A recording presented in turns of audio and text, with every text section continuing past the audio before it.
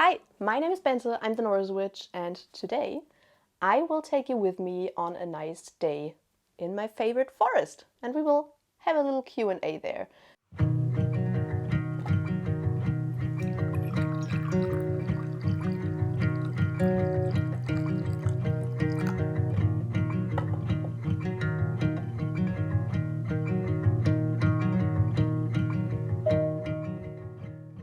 Long story short, I struggled with COVID for the past 2 weeks.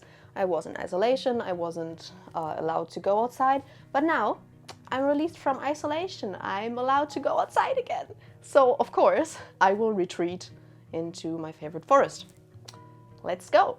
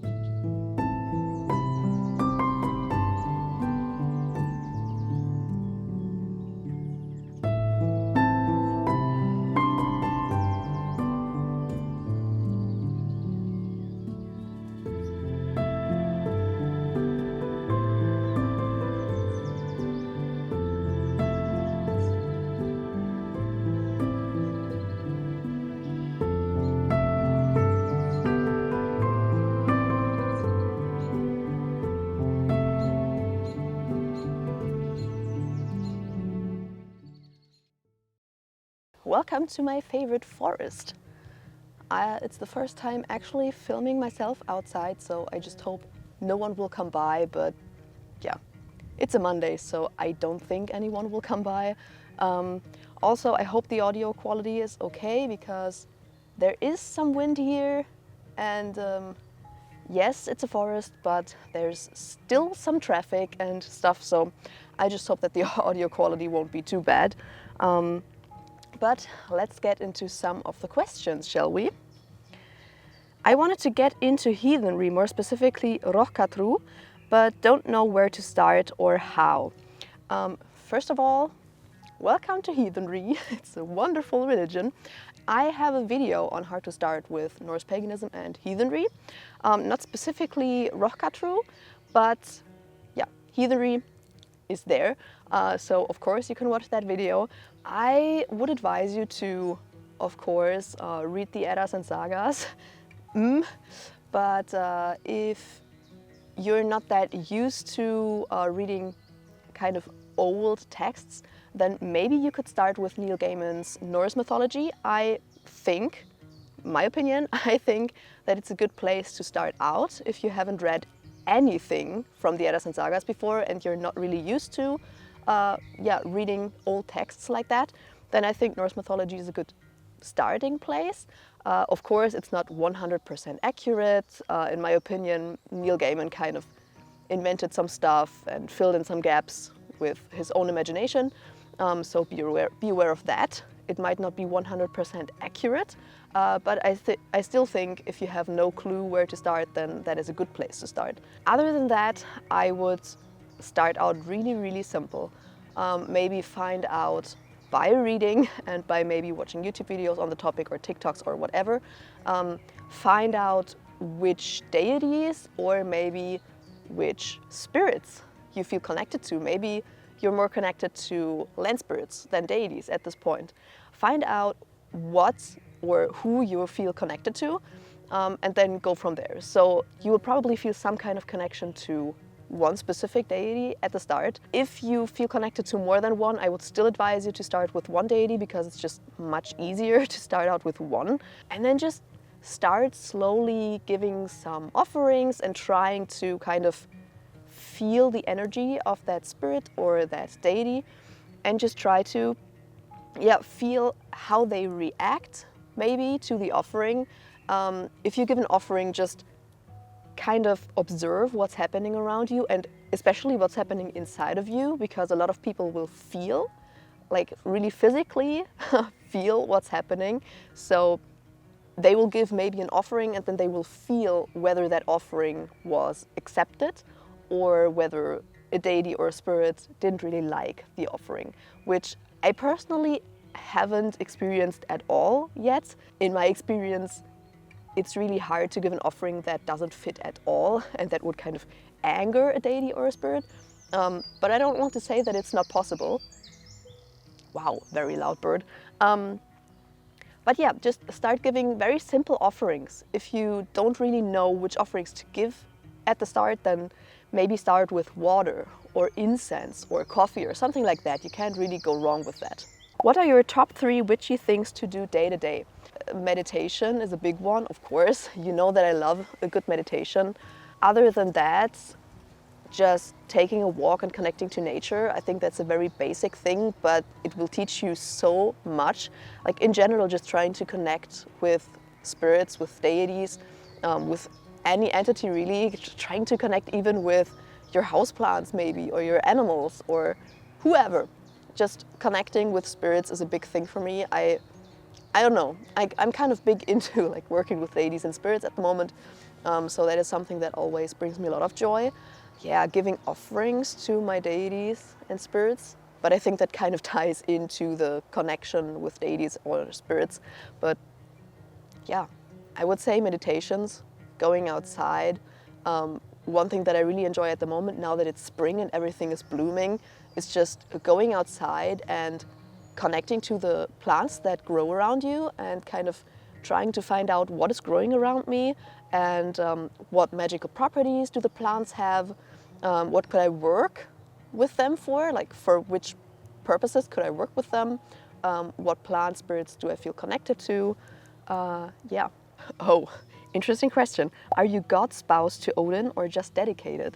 I had a video online about how I dedicated myself to Odin. I recently took it down because I kind of talked about blood offerings and stuff without really getting into it very deeply, and I felt kind of, yeah, I need to refilm it at some point because I feel like I should get more into blood offerings and how you can do it and if you should do it and stuff like that, because it's not that beginner friendly. So I took it down. But I'm not God spoused to Odin at all.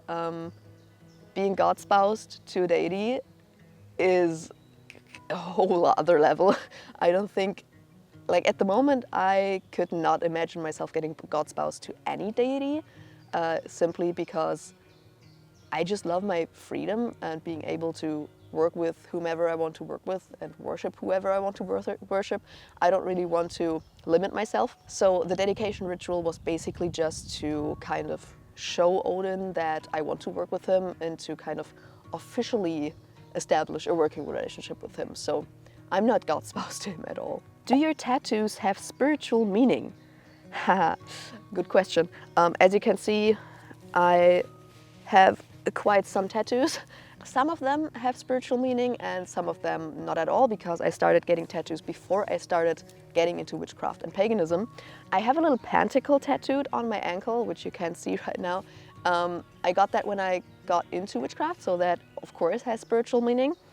Apart from that, and when I properly started getting into witchcraft, I decided to dedicate my right arm, because it's my active projective side, to the active projective masculine part, and the other side, of course, to the receptive, passive, feminine energies. So that's also why the right side is mostly warm colored and the left side is mostly cooler colored. The plants, for example, on my hands have associations with these energies. Apart from that, I don't really have a lot of spiritual tattoos, but next weekend, actually, I will get my chest tattooed, which will be a lot of fun. And that tattoo will have a lot of spiritual meaning because I'm getting my Fylkja tattooed, which is a lynx, and I'm getting a big lynx head and like oak leaves and acorns and stuff like that tattooed, because I also feel really connected to oak trees. So I guess that will be the tattoo with the most spiritual connection for me. Oh, how are you celebrating Beltane this year? It was yesterday, and I didn't celebrate at all. I don't really celebrate all the Sabbats don't really feel like it. I don't know. I mostly only celebrate the equinoxes and the solstices nowadays. And so yeah, I didn't celebrate at all. Boring, I know. What's your fashion inspiration? I don't actually have fashion inspiration. If I would have to think about fashion inspiration, it would be hobbits, probably, because I don't know, I feel good when I kind of look like a hobbit. Apart from that, I don't have any fashion inspiration. I don't have really an aesthetic I want to achieve or anything like that. I just go to like thrift stores and flea markets and stuff and see what's there and what I like. I don't buy any fast fashion anymore. I try to only buy thrifted clothes, so that kind of also limits me a little bit because thrift stores in Germany aren't really that cool. So yeah, I don't really have any inspiration. I just try to wear whatever I like and what makes me feel good. Do you write scripts out word for word or just go with the flow? If I, for example, like right now, if I film Q&As or like favorites videos or stuff like that, I don't write a script at all. I mean, of course, if I film a favorites video, I have like a list of things that I want to mention in the video, but I don't really have a script. But if I film more knowledge-based videos, like for example the videos on the Norse gods or on the runes, I have a pretty in-depth script because I have to explain a lot of things that are a little bit more complicated, and I'm not a native English speaker, so I have to have a kind of in-depth script. Otherwise, I would just stumble over my words and I wouldn't know what to say. So for those videos, I have a kind of in-depth script. I still don't write stuff down word for word, but yeah, sometimes if the words are a little bit harder, then I will write a lot down. What deities do you worship?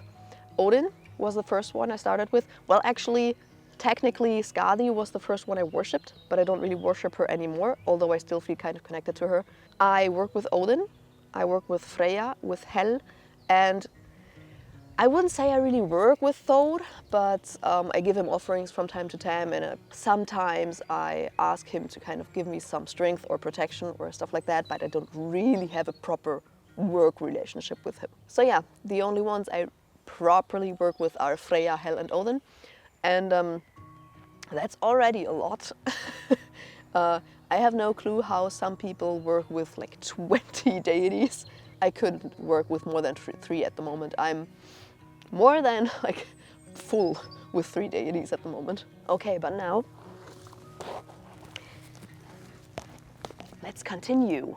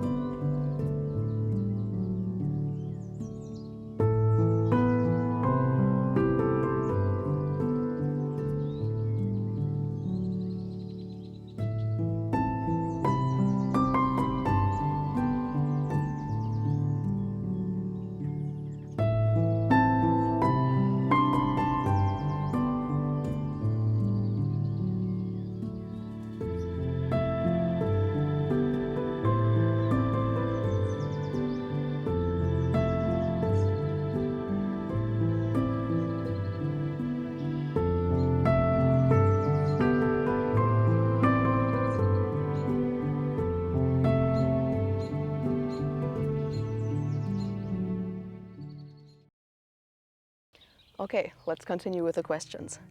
Do you also work magically when you're ill? Doesn't matter how small, or do you do nothing? I don't usually get ill at all. I'm really glad. Yeah, I usually don't get ill, so I don't have to bother with that question.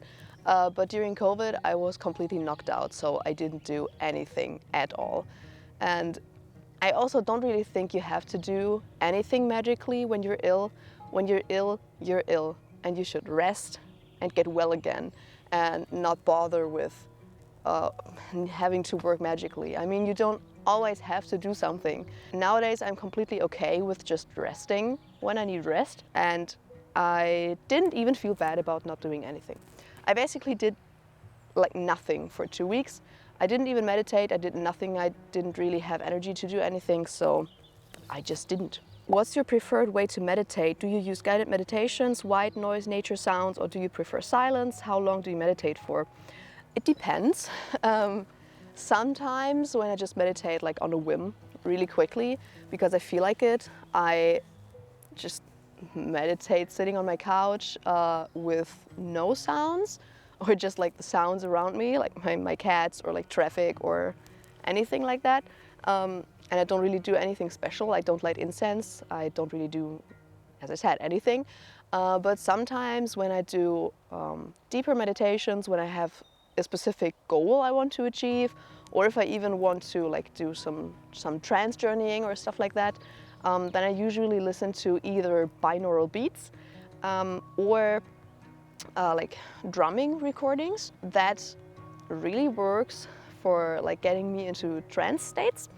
So that's what I like to listen to. Sometimes I also just listen to music that I like. Usually it's Vadruna or Danheim or stuff like that. But I know basically all of their music by heart. So sometimes that's distracting because I feel like I have to sing to the songs.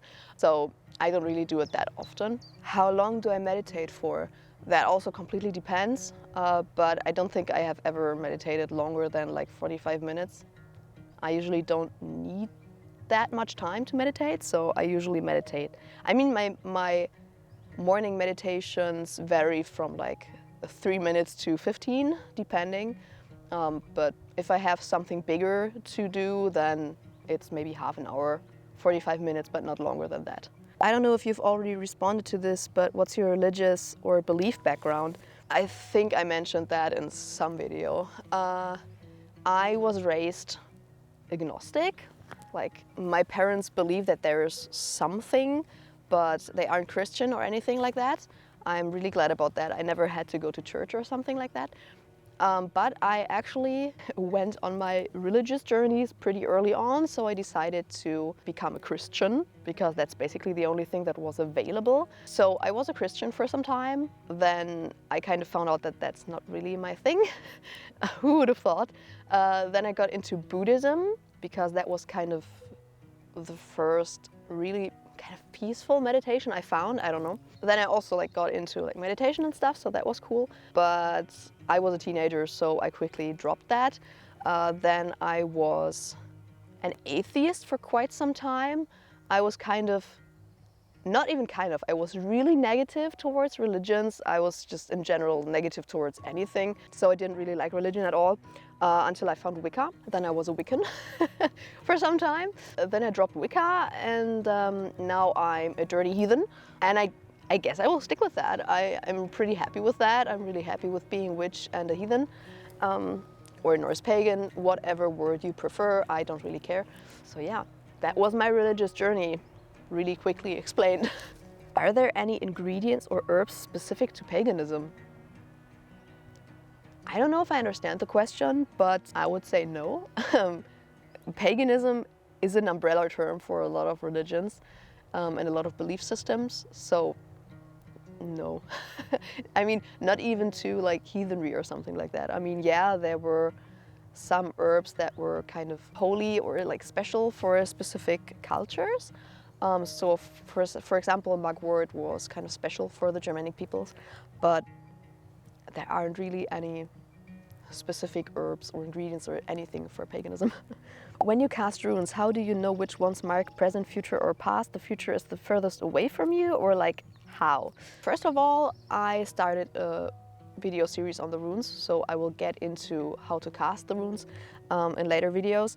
But to quickly explain it, it's kind of similar as it is with tarot. You have a lot of ways that you can like do divination with the runes, as it is for tarot. There are a lot of spreads that you can use for tarot, and it's similar with the runes. You can, for example, if you know, for example, the typical tarot past, present, future spread, you can basically do the same thing with runes. Just ask yourself, like, what's the past influence to the situation, draw a rune, do the same with present, do the same with future, and then you know which one is which.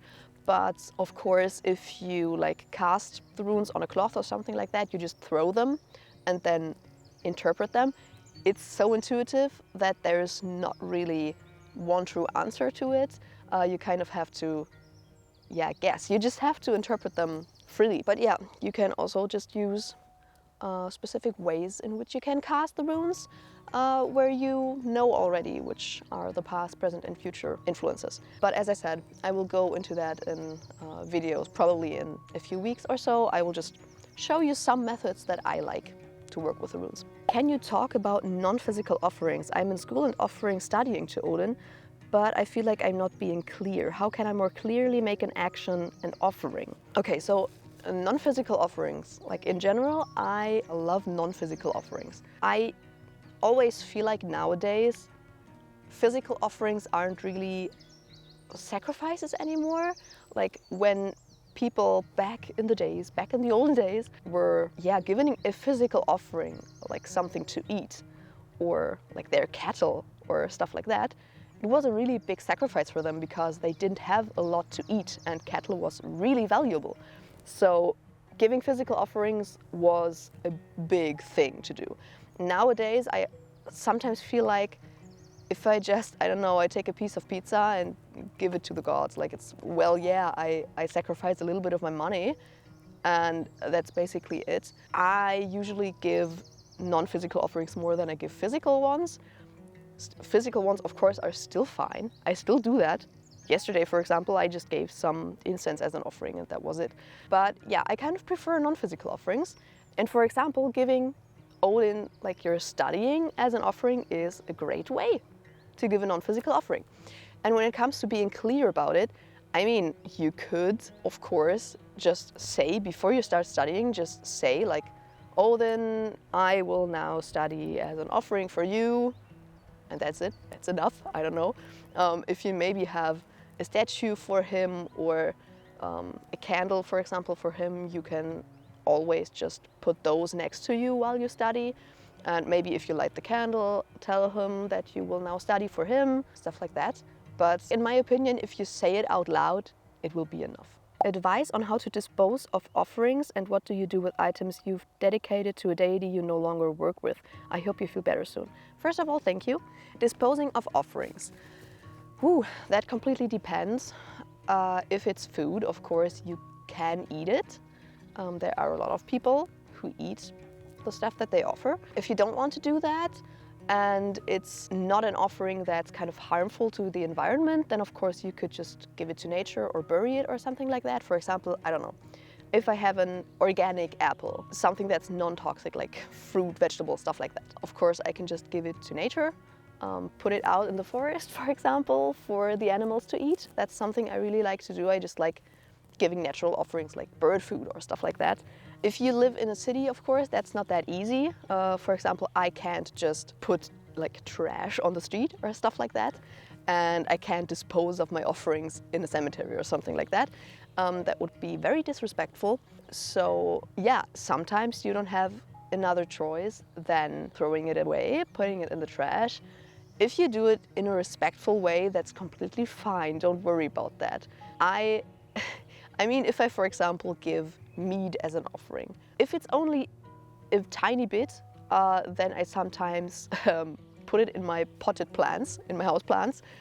They haven't died from it yet, so I think as long as you don't do it a lot, it won't hurt them. So I sometimes do that because I usually drink with them and I give a certain amount of meat or beer or whatever only to the deity, but I also drink some with them. But there's always something left only for them. But I also sometimes just pour it in the sink. If it's a lot, if I have like a whole big drinking horn full of meat, I can't just pour it out of the window into my neighbor's garden or stuff like that. I can't do that. So sometimes I just pour it down the drain, and as long as you do that respectfully, I don't think that's a problem. And of course, if it's an offering that is not biodegradable, of course, don't put it out in nature. If it's, for example, salt or something like that, that's harmful to the environment, don't do that. Please don't dispose of it in nature. It's completely fine to just throw it in the trash. Items you've dedicated to a deity you no longer work with. Fortunately, I didn't have to bother with that yet. I know that, for example, some people who know other people who work with those deities will give these items to other people who work with the specific deity. I guess that's also what I would personally do, but I know a lot of witches and a lot of pagans now, so that would be kind of easy. If you don't know anyone who works with that specific deity, it's not that easy. I think the same applies as to like normal offerings. If it's something that's biodegradable and it won't harm the environment, I think you could bury it somewhere, maybe in a forest or something. If it's not, if you feel it's okay to repurpose the stuff, because I always feel like it's always better to repurpose and reuse things, even if you have dedicated these items to a deity, than to just throw them away and have them like end up in a landfill or stuff like that and hurt the environment. So I think I would respectfully approach the deity and then ask them if it's okay to repurpose the things that I offered them. And if they say it's okay, then I would repurpose them. But first of all, I would try to find someone who works with that deity and give it to them. What are your thoughts on Angbora and Loki as deities? Angbora being more Jotun than Aesir or Vanir. I'm curious about your take on this. In my opinion, it's completely fine to work with them. I think there's always something to learn, even from the Jotuns. They have definitely become more popular nowadays. Maybe 20 or 30 years ago, no one would have worked with the Jotuns, and I think even Loki would have been a deity that no one would have worked with. A lot of people avoided them, but I think it's completely fine to work with them. Completely valid if you feel drawn to them, especially Loki is very popular right now. And I honestly don't really think you have to like separate so harshly between Jotuns and Aesir and Vanir, because I mean, how many gods are there that were originally Jotuns?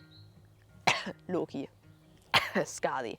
I mean, at least half of the gods are at least 100% Jotuns originally, or like are half Jotun or stuff like that. So I don't really think that you have to separate so harshly between Jotuns and Aesir and Vanir. So I think it's completely valid to work with them. When working with deities, what is the most common method of communication you receive from them? I mean, I communicate a lot with my deities with a pendulum and with tarot cards and runes. So of course, that. I don't really get proper signs, like physical signs, that often. I mean, one, because I don't ask for them really, and two, probably because I just don't notice them. Hel was the only deity that properly reached out to me physically with dead animals. That was fun.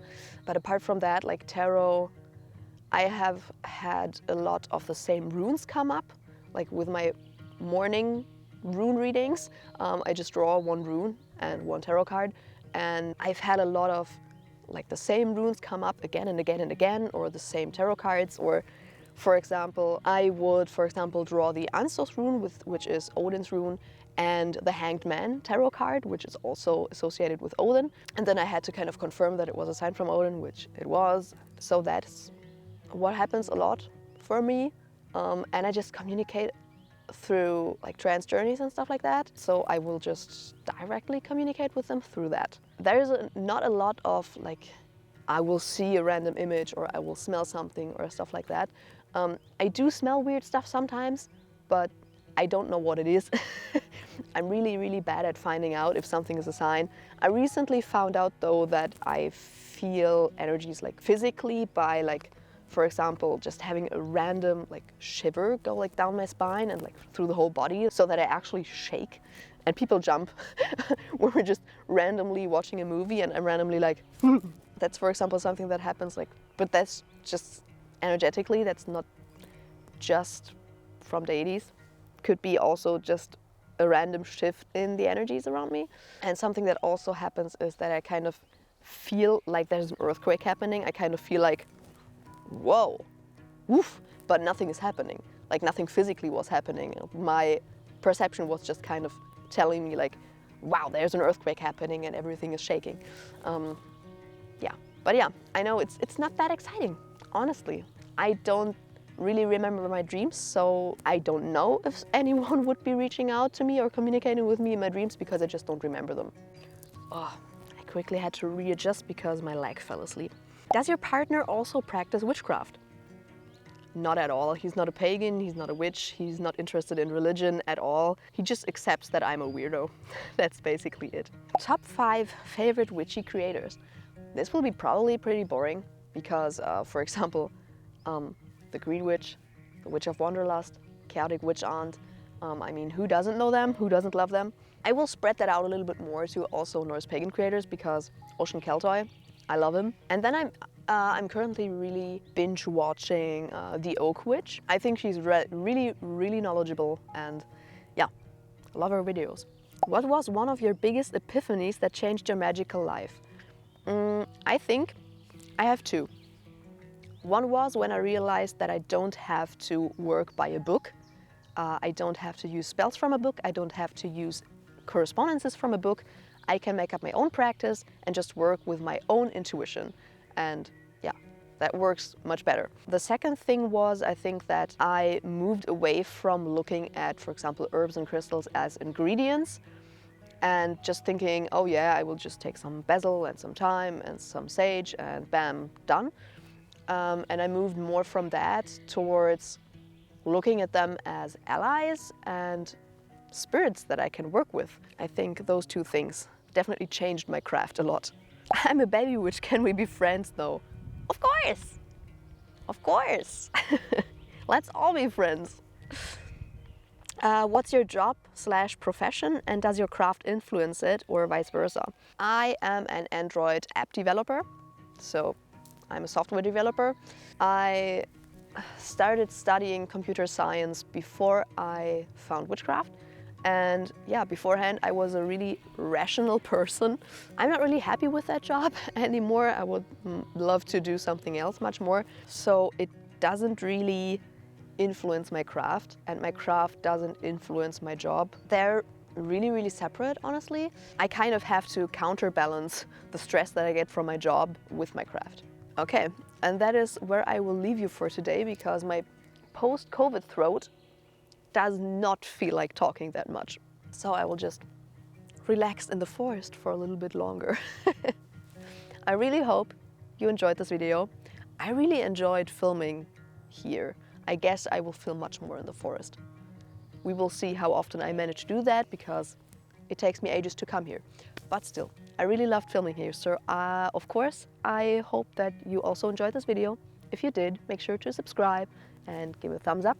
And maybe follow me on Instagram or check out my online shop, or maybe even consider becoming my patron. And I will see you in the next video. Bye!